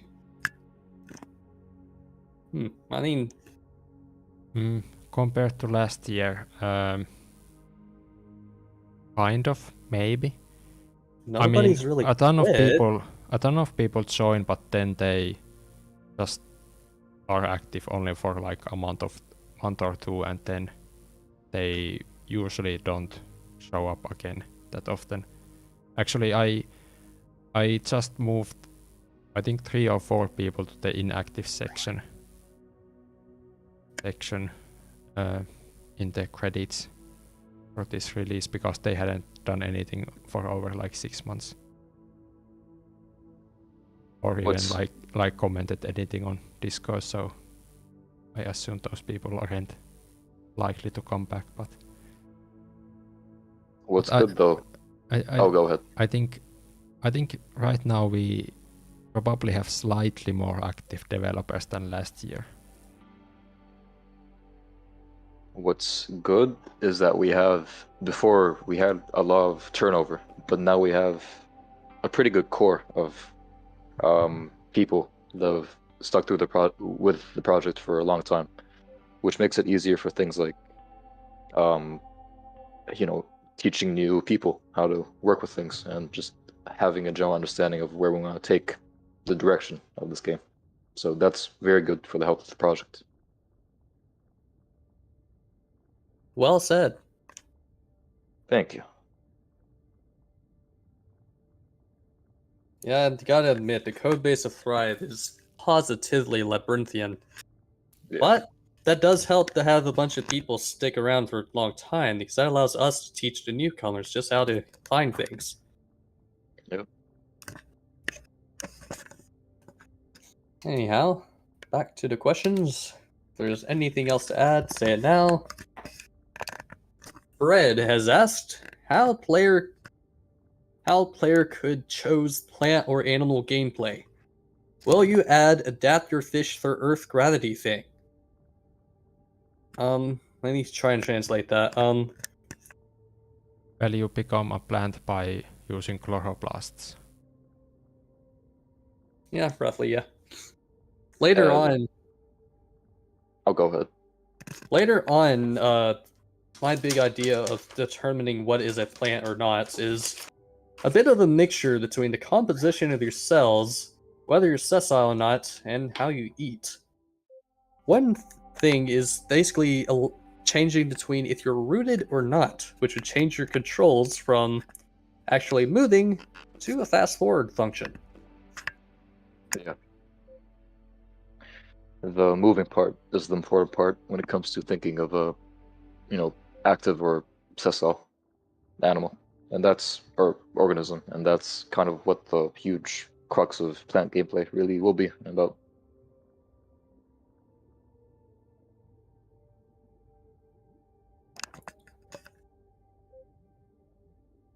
Alright, next question, if we have nothing more to add. Anflagger has asked, will the macroscopic stage become something like Dwarf Fortress or like Spore City Manager stage?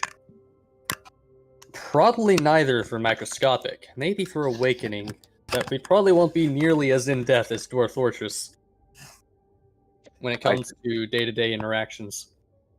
We have some compounds where, depending on where you place a specific organ system, perhaps something, For example, maybe the nervous system could affect how many slots you have in a specific part to put more processes in. But besides that, like we said, it's not too detailed. All right. Crescent Star has asked, is there any plans on other types of movement? Not currently any plans, but I don't see why we couldn't add more types later on. There probably won't be anything too groundbreaking. I know pseudopodia is... Yeah. Well, that's more of a visual thing than an actual moving, though. Yeah. So yeah, will be revamped a bit. And we might implement like a routing system. But besides that, I'm not too sure what else we can put. Alrighty. Perry original version is asked, custom atmospheres? Question mark? Yes, that would be part of the planet editor. Yeah. Harjit Singh has asked, also, is there a plan for extended microbe stage, like being a bacteria, while other species are in the creature stage? I mean, like playing a parasitic bacteria that lives inside the gut of an animal. Not really planned, but that would be tough. Probably not in the near future, if Yeah. ever.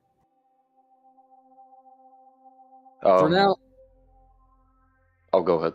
For now, the intention is to focus on the more primary avenues of life before we go into the more niche divergences of specialization. Yeah, implementing the primary path through the game is like the priority. You probably will be able to, remain a cell if other things are macroscopic, but you wouldn't really have an awareness of those animals. Well, I But mean, probably... that is not on the primary path, because once you are too far behind, then one editor cycle is all it takes for another species to become ascended or their civilization to start, and then nukes themselves to death and also kill everything else on the planet. Yeah, so that's like true. that's kind of the reason why I want to put off the difficult job of simulating future stages with the AI, and instead I think we should just have some kind of game over timer or something, saying that you are too far behind other species and you are going to lose the game.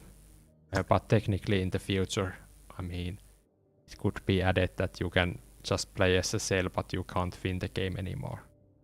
Yeah.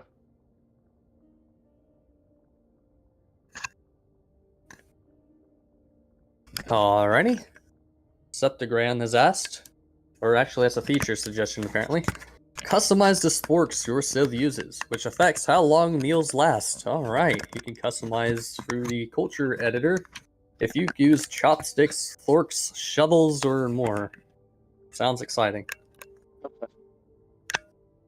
Well, I mean, you joke about that, but people actually want to design like what kind of wood cutting axes their species uses.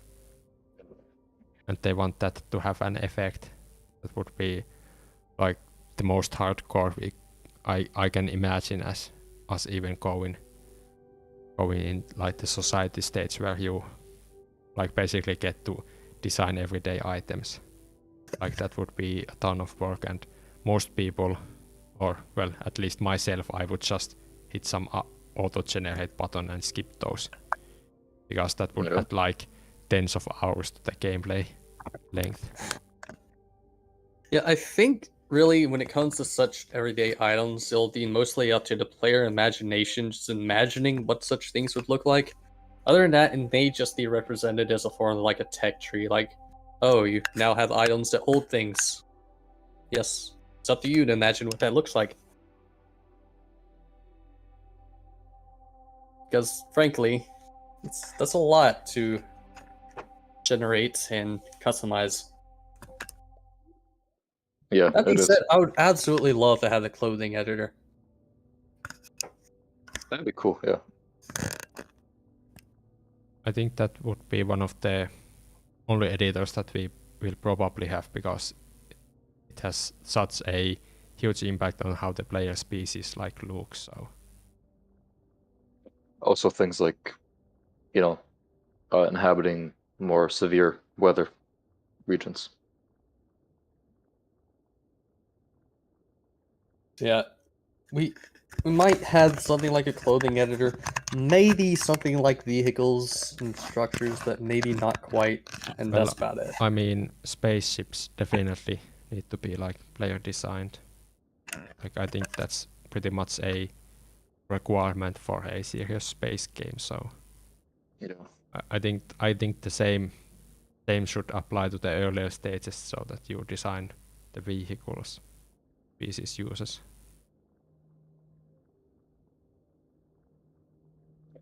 I'll figure it out in due time. Mm-hmm. What are the Yeah, questions? I'll try to avoid these, probably at least some of these, when making the prototypes, but maybe I really want to make a spaceship editor.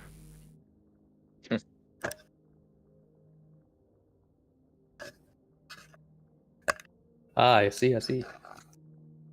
Alright, Elon Blue has asked, will you be able to make robots as an in-game artificial intelligence?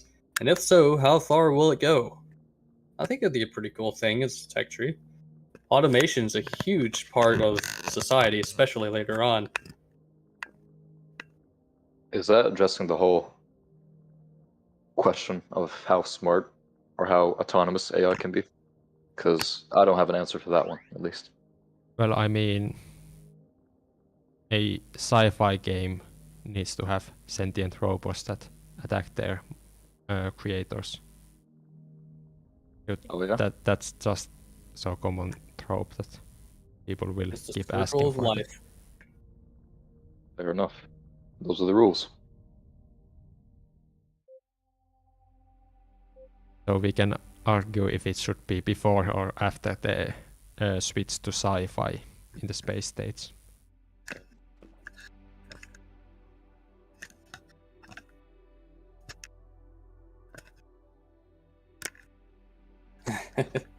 Better treat them well. Alright, moving on. GigaChad01 has asked, I wonder if there's going to be an autopilot mode where the game goes on by itself as well as your microorganism, but you can influence the world around you. That would be pretty neat. We do have a mod made by Oliver Rither, just posted on Steam Workshop not too long ago. That's At least not- makes the observer mode. Ah, hello Tictalic, or Rose. Nice to see you.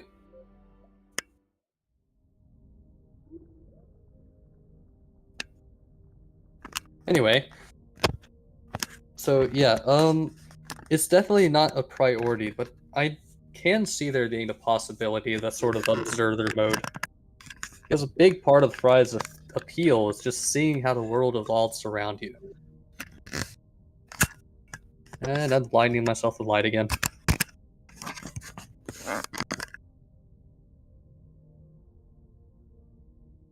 Alright, from Tadat.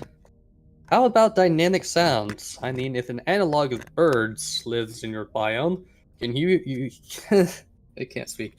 Can you hear their cries in the background? I would hope so. It'd make a world feel much more alive than it would be. Yeah, the first question is how do you determine what noises specific things can make? And then from there, we can probably figure out making a soundscape.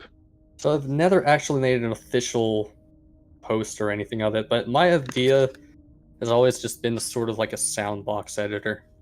Like vocal cords. This is what your creature sounds like. Just throw in a bunch of noises, mix it together, boom. Yeah. That being said, we're gonna have to play around with that concept to get it right. Imagine Because what I don't- Auto Evo will make with that. Oh boy, here comes the static. Oh no.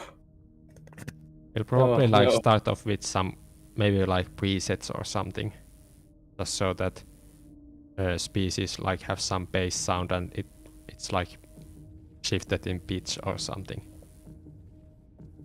Make a Pokemon noises every time you see a creature. And The classic ones too. Yeah. Oh no, I don't want to experience that, but I know we are going to end up doing that eventually, probably. Speech reads out its name.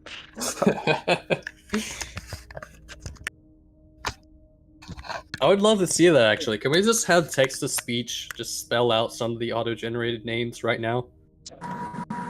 That would be hilarious. Also, sorry, I've kind of been dead, but hello. Hey, Hello. Rote. Hello. So yeah, we do hope to have at least some form of sound customization and animal speaking sound. It could be fun. I could go and sorry.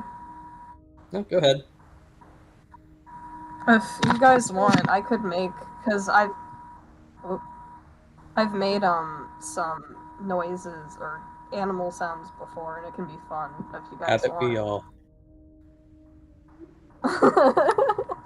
Yeah. I've done like specifically dinosaur roars before, and I've mixed those, but yeah, if you guys want me to make some creature noises and send them to the thing, then I'll be more than happy to do that.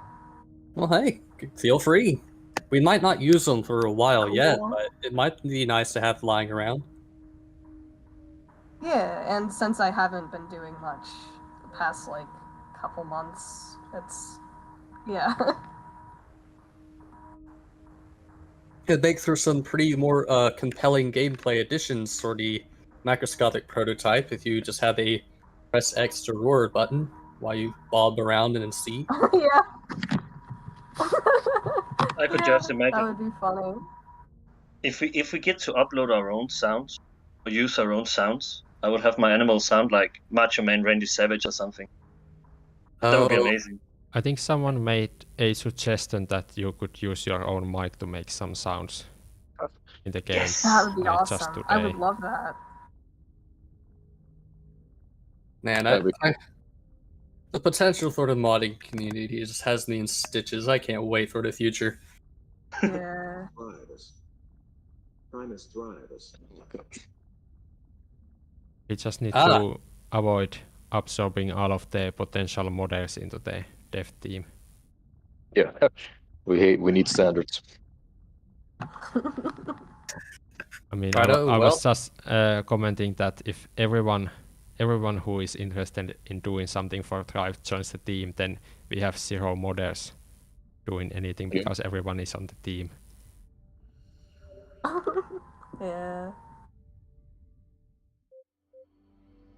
Well, moving on. GigaChad01 has asked, how will the creature creator work? Will it be like Thrive, or will it be like Spore, where you extend the spine, or will it be completely different? I did actually go over a design for the macroscopic editor not too long ago. Yeah, we have some concepts. They're baseline, but they're there. Yep, I'm racing to my post and going to slap them all there. Well, the metaball-based editing is kind of like the plan.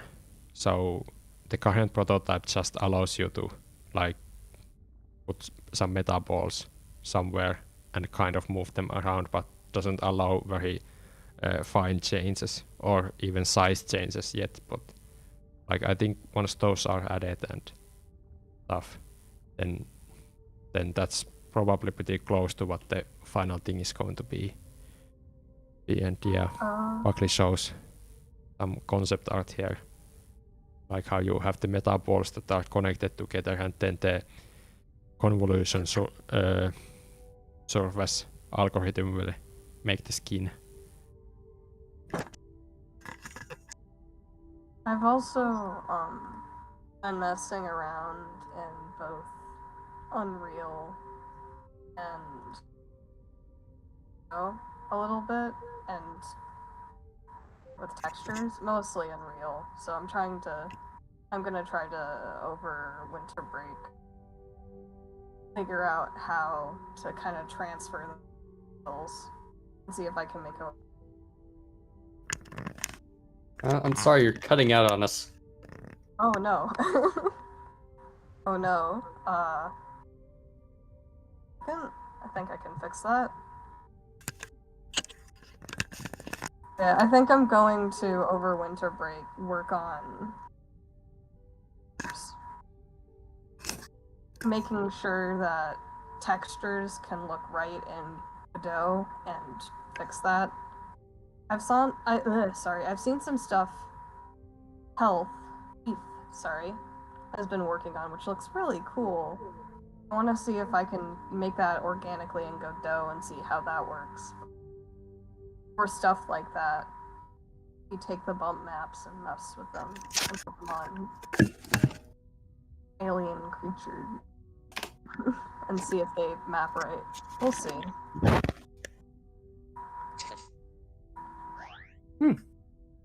Well, keep us posted on your developments. And if you guys need anything, because I'm sorry I've been kind of dead. Yeah. It's okay. You guys need- We're all volunteers here, except here, Landon. So it's work as you will. That being said, would you be interested in making backgrounds? Yes, Yes, please. I would actually. Mm-hmm. Especially if they're like bubbly stuff. Oh yeah, so you could make them bubbly. What kind of backgrounds in specific? Well, in the micro stage, we could do some revamped backgrounds to further differentiate. Oh, Yeah, and And that'd be exciting. people would and I think- definitely like if someone redrew one of the backgrounds that has a visible seam in it.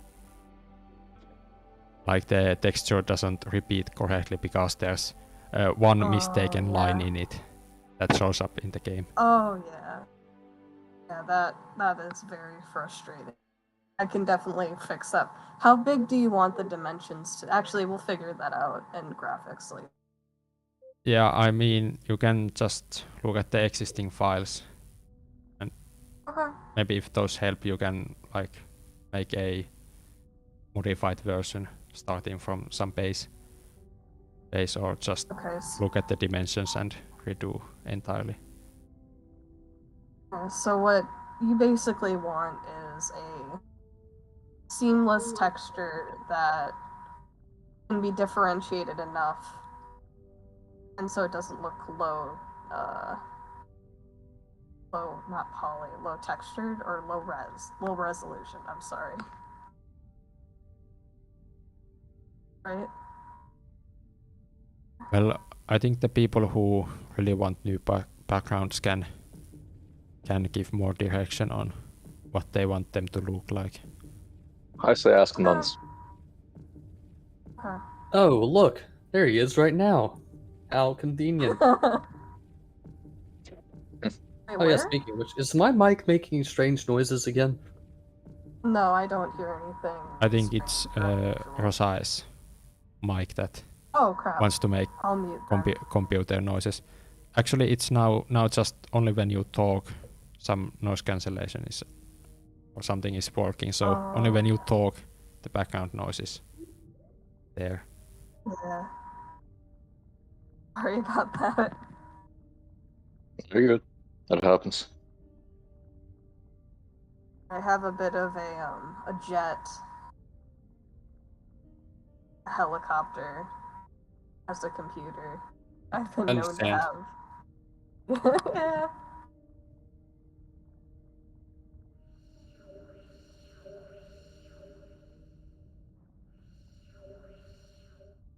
I'm not even sure the popular. Alright. GigaChat01 just asked, will you be able to customize houses or other buildings during civilization stage? Since it's a large visual element, I would think possibly, but don't count on it. I mean, You mean, probably like customize eventually. the interiors or the exterior? The exterior, I imagine. Oh, then Well, there is customize it. the idea that you can still play as an individual even in like society and space states. So that would Yeah, but I imply think- that there is an interior, but that's kind of like I think really low priority to do. Certainly. And I would think that buildings should be customizable, right? Especially, at least that should be the Mhm. bare minimum, shouldn't it? Like the exterior should be, at least the exterior should be customizable. The interior we can debate upon. Like, it would be awesome if we could have a Sims level thing where you could go inside different buildings and stuff. But if that's not possible, at least the exterior should be, right? Probably, yeah. Just that. Yeah. I mean, the stage will work without that, so it's not the first thing that needs to be added. Yeah, there, but it should be definitely, if we are gonna, we should do the where buildings are placed first, and then we should probably do the customization of tools and stuff after. Yeah, I would think that that would be incredibly important once we actually have the system built first. I wonder if there's a way to actually make procedural buildings using a list of parts and materials. At least for 2D games, I've seen some building generators and stuff. No Man's Sky, I think, does that. I'm pretty sure. Their buildings look really cool, actually, so... That's more of a modular thing. Yeah, I think they use pretty large pre-made parts. Well, I suppose we could do like the same thing. Yeah. Like, they don't need to be exactly... They don't need to be, well... What I'm thinking is we could think about it a lot like The Sims. That's what my brain goes to first. If we're going to do interiors, going to do exteriors, it would be The Sims without the interiors. And I feel like there could be a lot of pre-made stuff that could guide the pre-built or the auto generation. But that's just my idea on what we could. By the way, I think I should hop off pretty soon. All right, thanks for coming, Deuce. Of You course. have a good day. You too. Enjoyed being here. Well, yeah, it's been pretty much 2 hours now, so... And the questions have slowed down quite a bit. So we can... I guess we can start thinking about ending the stream just when I'm about to die in the game, so... Well, we do have 2 more questions if you want to answer them before we head off. No more questions. I'm joking. Before I leave, look at the Patreon.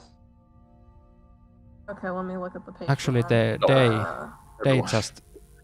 just saved me.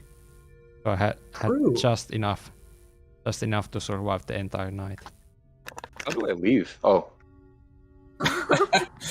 But yes, we forgot our shameless Patreon plug. I guess we should also add Steam to the list of things to promote. Okay.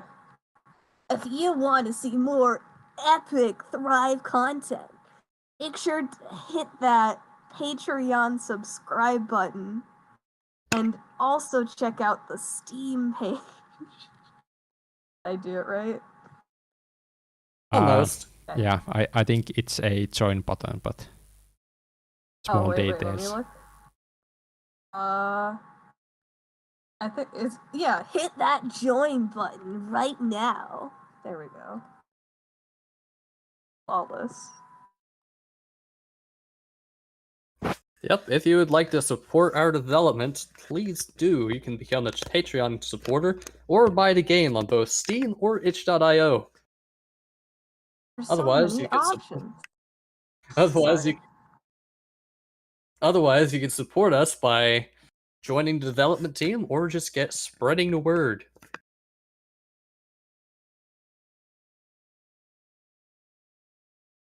Yeah, buy 5 copies. To buy 10. Buy 15 if it's only like $4. How much is it? It's like $4, right? 5. Maybe 5. Well, yeah, $5. Region specific, really. Yeah. Buy it for the whole family. Buy it for your dog. Buy it for your cat. Buy it for your turtle. It will make a great Christmas present. It will. It will.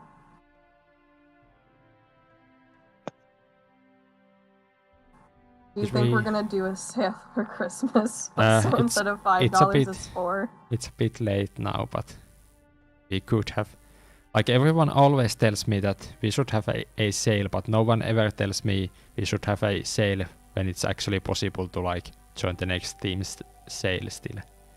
Is it too late to join the winter sale? It hasn't started, has it? Yeah. I it don't has to actually be, know. think. I don't actually know, but usually like the Steam reminder emails that a sale is coming is like way earlier. Hmm. Oh. Surely they Oh, are should- having winter sale. Yeah. Well, But if I you're mean, able to do that, as a Steamworks partner, you get partner emails, and those have like special stuff in them. you'll increase the price by. Right, now 50% more and 50% off. That's actually against the terms of Only service, I think, or Yeah, almost most illegal. likely, yes. I'm fairly certain it actually is illegal in the United States, at least. You don't need to know that. They don't need to know that. I know. Yeah. But being on sale 24/7 isn't. Yeah. I mean, True. isn't that also? I mean, at least in Finland, that's illegal. You have to sell your stuff at regular price sometimes. It's okay. It's okay. They'll never know. It'll be 23/7. It'll be okay.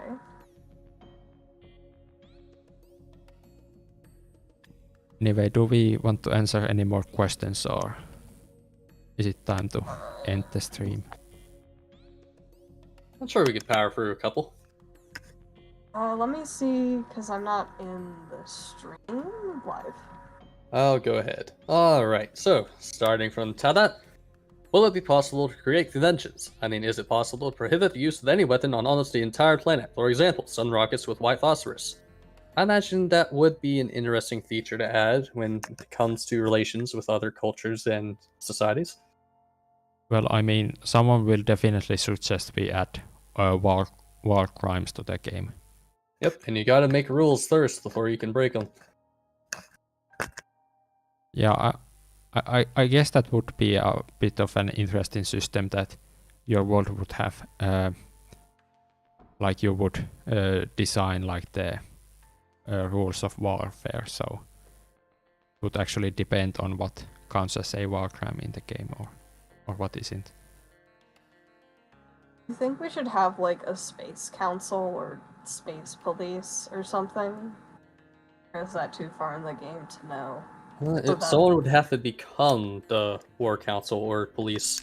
Yeah, I think that would be Yeah. a possible diplomacy option in the late game. Yeah, like maybe if you go onto someone's turf, they have specific rules that you have to follow. Like maybe they give you like a pamphlet of things you can and can't do in that specific area. That'd be kind of cool. And it also kind of highlights their priorities and their culture a little bit. Yeah? Yeah. Like imagine there's just some places where there's no rules against blowing a planet up. They're like, you know what? They're like completely libertarian about everything. It says the only rule is don't mess with us. Or something. What's the odds Thrive would get an rated M? It depends on how far we go into realism. Isn't it supposed to be like PG-13 or something? We're gonna try and get the best rating we can get to appeal to the widest audience, but if our realism ends up going so far, well, it is what it is. Sorry, Australia. It's The realism, guys. the That's goal for me has honestly- been like PG-13 max, Yeah. which we should Yeah. aim for. So probably at some point when game is almost complete and we might want to actually get an official rating, then we'll probably need to review the content along with a ratings board to make sure we get the rating we want. All right, continuing on. How many people have been on the? Oh, I skipped over this one. Will anything be done to make playing as an animal feel more like you're actually an animal? I hope so, broadly. All right, and now what I said, how many people have been on the podcast? There has been a reducing tendency of people showing up in the last prize streams. It all comes down to availability, and this few months we've been largely involved in other things, so... I think the time of year has pretty big effect on how many developers show up and how many viewers we get. Mm-hmm. Yeah. Seasonal depression, probably. Well, if you're over here, where I am, it's kind of been... Well, I mean, snow school and- year is probably a bigger yeah. effect. Oh, school. Yeah, absolutely. That too. And alright, that was our last question. Okay, so it's been 2 hours and 10 minutes, so I think that's a good yeah. sign. Yeah, we can end the stream, so say bye everyone. Bye! Thank you for Happy coming. Friday. Thank you, everyone. Happy Yeah, see ya. holidays. Yeah. Right, bye.